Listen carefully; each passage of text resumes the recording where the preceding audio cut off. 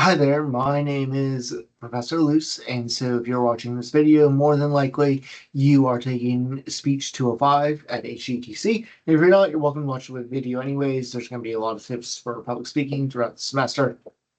So if you're here for the class, you don't have to have done any reading so far, but I kind of want to get you acclimated to the course. This is just the introductory video, so that way I can go over some highlights of things that are going to be really important to you. If you want to have a browser open and have D2L open, that would be great, but you're not required to do that at this time. You can always come back to this video. So before I get into some of the details, I'm going to tell you a little bit about myself. I lived in Myrtle Beach for 9 years now. I'm originally from Michigan. I went to Central Michigan University for my undergraduate degrees, in which I majored in political science and communication with a minor in business administration. Then I went to Miami University for my MA in speech. That's Miami in Ohio. And then after that, I went to University of Kansas for PhD work, then worked for 8 years at Truman State University in Missouri, 1 year at Ferris State University in Michigan, and then I came here in 2015. So, my hometown, I'm from northern Michigan originally. It was a small town. It was about 20,000 people now. At the time, it was probably about 15,000. So, relatively small town. We finally got a Walmart at some point when I was growing up. So, it's definitely smaller than Myrtle Beach, but it is not as small as Ann Arbor, so somewhere in the middle. I've lived in several different states. I have I've moved here, and now I have a wife and three boys. They are of various ages, but two teenagers and one is starting uh, kindergarten. So definitely a wide range. We have a dog and a cat. And then some other things you might want to know about me. I like a lot of outdoor activities. We like to go boating, so fishing, swimming, that sort of thing. Surf fishing, I like doing that. I like fishing freshwater as well as saltwater. I do other outdoor activities, camping, hiking, that sort of thing. One unique thing that you might want to know about me is I earned my black belt when I was 10 years old. As far as like professional experience, in addition to teaching, I've been a debate and a speech coach before. And so I bring in some of those things that I've learned into the educational environment. So you get some tips and tricks that aren't really in textbooks, but they're things that are done in competitive atmospheres that can help you, whether that's trying to land a job during an interview or presentation. I'll bring in some of those experiences that I've had. So why do you need this class? Well, the perspective I take is I try to customize it as much as I can to the individual class. So depending on what your background is, I might try to have a couple of different examples. I do rely on you all as students for examples as well. So the more that you can bring to the conversation, the better. I try to give you freedom as much as reasonably possible to look at your own interests and interests that will be suitable for the rest of the class as well. So hopefully you can find ways to make your interests merge with the classroom assignments, and that way your classmates will get a unique perspective out of what we do in the class as well. I think that you would take bits and pieces from this class no matter what you're going to do. So you'll likely have other college presentations. So for sure, this course will help you almost immediately in terms of presentations for those classes. And then outside of that, you might be able to pick up things like eye contact and gestures when it comes to interviewing.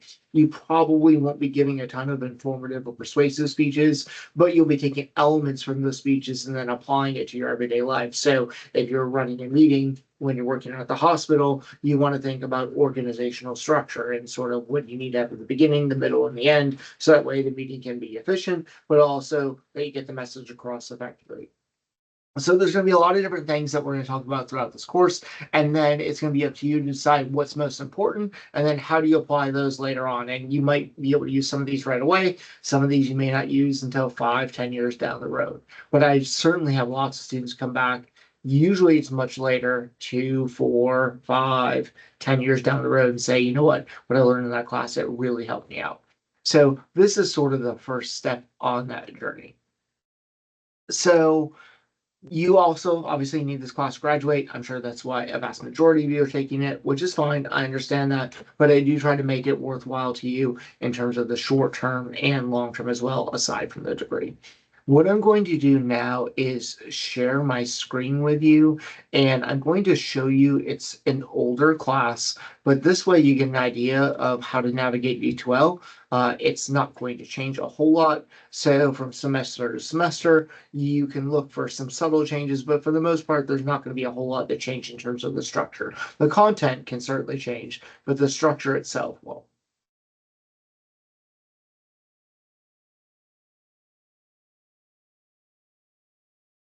Okay, so I'm logged into a classes D2L. So when you log into WaveNet, you have several D2L courses if you're taking more than one class, and then you would go into our class. So this is what you'll see. This looks a little bit different because it's at the end of the semester. Often you will only be able to see the news assignments that are the most recent, but because this is a past course, it's going to be a little bit different.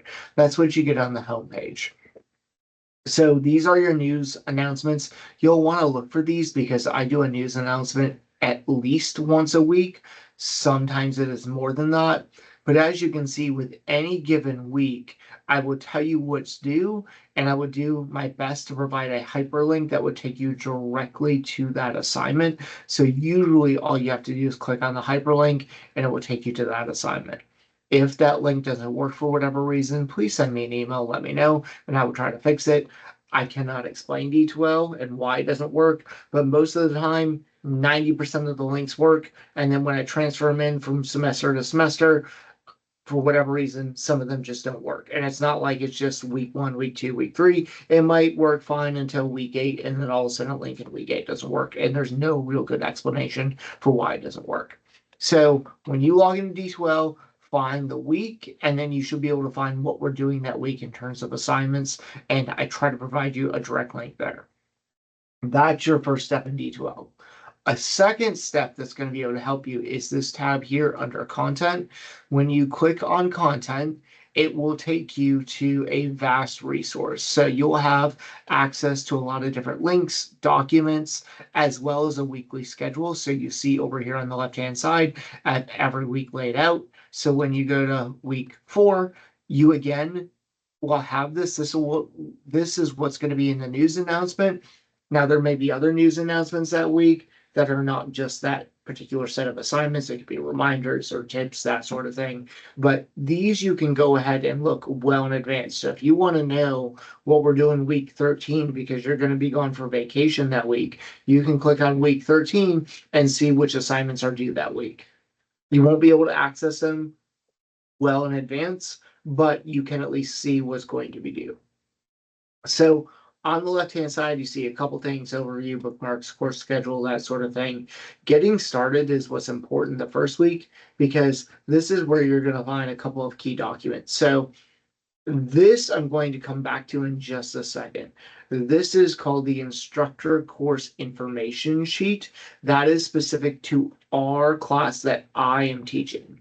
The one underneath that is a more generic uh, instructor protocol, and that covers all the classes that are taught for Speech 205. So regardless of the instructor, it's going to have information about that course. It's not going to have things like a full schedule or specific assignments, but it does have things such as like what are the educational outcomes of this course. So there are some things in this packet that you will want to read. So you should definitely review this document. But this document is the one that's specific to our class. In addition to that, you see I have links to video lectures like YouTube.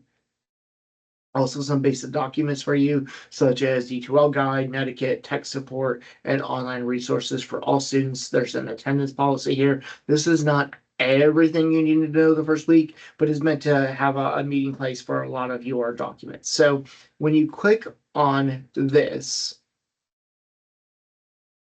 it takes you to your instructional syllabus. And again, details are going to change. Things like office hours, etc., are going to change. The office location likely will change. So I don't want you to look at what's on the screen right now in terms of details, but look for this document and you'll see the format will pretty much stay the same. So you'll find things like my name, my phone number, my email address, the office location, office hour availability, links to Teams office hours, those sorts of things. After that, you'll find the weekly schedule, which again, these will be in news announcements, but it's just another place for you to find this information. And again, if you want to look ahead and see what we're doing during week 14, you can see what we're doing in week 14. You'll also find course policies. And again, these are subject to be updated. So please pay attention to them. If you are in an online course, there likely is an audience requirement. So make sure that you pay attention to that audience requirement. There's requirements for recording speeches. There's general course policies regarding how I will contact you via email, a makeup work policy, communication, attendance policy, etiquette, technology, grade appeal policy, academic, etc. So you'll have to read this document on your own, but I wanted to make sure that you have an overall idea of what to be looking for, because that's going to be your syllabus. So make sure you read that document fully. There is a quiz over it. So it's important that you read it and understand it. Aside from that, you'll see a lot of different tabs over here. So again, there's a separate attendance tab here. There's a tab here for proper email format. So when you want to communicate with me, I try to teach you how to properly send an email, because that's going to be an important component. Here you also see the schedule. So that is the 4th different way that you can find the schedule. There are PDFs of chapters to help you get started in case you don't have the textbook during the first week. The speech assignments for the entire semester I put here in one tab along with a grading rubric, so that way you can get an idea of what we're doing throughout the semester. You do need to review those assignments as we get closer to them. You don't obviously need to do that on the first day, but if you wanted to, you have access to them. I have reminders about how to access topic feedback, how to read speech feedback, PowerPoints for the course, a video upload guide, some sample speech topics that will include informative, persuasive, etc., sample speech videos for any videos I do have accessible, and then extra credit opportunities. So I know that this section may seem like a lot. It is. You don't have to read it all at once, but this is content. Okay, so again, remember I mentioned that there's hyperlinks to assignments. You'll see the assignments tab. You could access them this way if you needed to. I would recommend utilizing the hyperlinks first. Do not use this communications button. It does not actually send an email. It says it does. It is not a real email. It's basically like an internal messaging system for D2L that I do not check. So make sure that you do not utilize that tool. Under tools, you can see attendance and grades. There's a class list. There's some other things here. The calendar is a function you should not be using. So when you go back up here to course home, because this is a course that has already passed, you will see a calendar item, but you can see that there's no items here. You will see items here throughout the semester. Do not utilize this as a way of keeping track of assignments, because if we have a lot of assignments due that week, which happens sometimes, you're not going to see all of them. Additionally, there are a few assignments that are multi-tiered, where stage 1 is due on a Thursday and stage 2 might be due on a Monday. And this is not going to tell you that. You would have to look at the news announcement in order to be able to see that. So make sure you are not relying on this calendar function up here as a reminder for when assignments are due. Use the news announcement section, and then also under content, you can go back and find all these weeks. You can, of course, also look at the syllabus, those sort of things. If there's a change that needs to be made, I will make a news announcement about it, and I will do my best to update it in here in the week. But again, you'll be made aware of it. So hopefully there are no changes, but I can't control the weather, can't control outside events. Sometimes things happen. Maybe I'm really sick. There's lots of things that could happen. But for the most part, I do try to stick to the schedule. So this is just a really brief overview of D2L. Hopefully you have access to D2L through other courses. You've gone through the training seminar. The big takeaway about D2L is that if you're not understanding it, I am not the person to ask. I am not tech support. I can help you with content. So if you have a content related question, glad to help you in any way I can. My background is in speech and business because I do have the MBA as well. So glad to answer those types of questions. When it comes to, I can't access D2L or I'm not seeing my course, that is when you need to contact tech support. Now, what I'm going to try to do is include in the comments some links to Tech Talk or Tech Central, and that way you can see that in the video, and then hopefully you can access them directly. They are only open during normal college hours, so I do strongly encourage you to work on these assignments or at least get started on them during normal college hours. That way, if you do have questions, you can contact them. And then if you do your assignments outside of those hours, good for you. But tech support may not be available. Do not wait until the last minute to submit assignments. Tech issues are likely to come up no matter what happens. So it is really, really important that you make sure that you're able to start the assignment. With quizzes, it is important to note that once you start a quiz, for the most part, that is it. You do need to complete the quiz. It's not something usually you can leave and come back to. So pay attention. When you open a quiz, it's probably going to go ahead and start. Now, when you go to the quiz, it does take you a second. You actually have to click on it. It's not like a direct link where you click on the link and all of a sudden it's open. It'll say start quiz. So you have a little bit to make sure, but when you're ready to sit down and take the quiz, make sure you can actually do it, because once you open it, it's not going to usually let you back into the system. If you have any questions, happy to help. You can email me. We can set up a Teams appointment. You can try calling my office. Phone is pretty much the most outdated technology we still have. So I'm not saying it would never work, but trying to catch me in my office when I'm free and available to be able to talk to you, chances are much smaller. So send me an email. And if you want to talk and we have the right schedule, that's fine. Send me an email saying, hey, can we talk at 1:30 on Wednesday? And I'll email you back saying, yeah, let me know your number and I'll gladly call you back. You can call and leave a message and I will try to return as soon as I can. But just make sure that you read through the policies. With email, I do respond within 24 hours is generally the rule.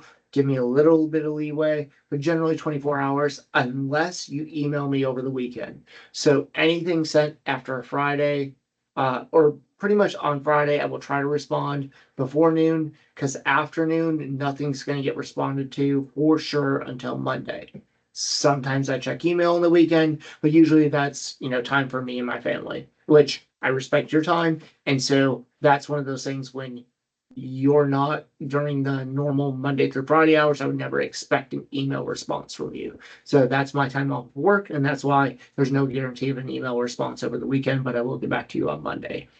Okay. If you have any questions, send me an email. Be glad to talk to you at any point in time. And I look forward to a great semester with you.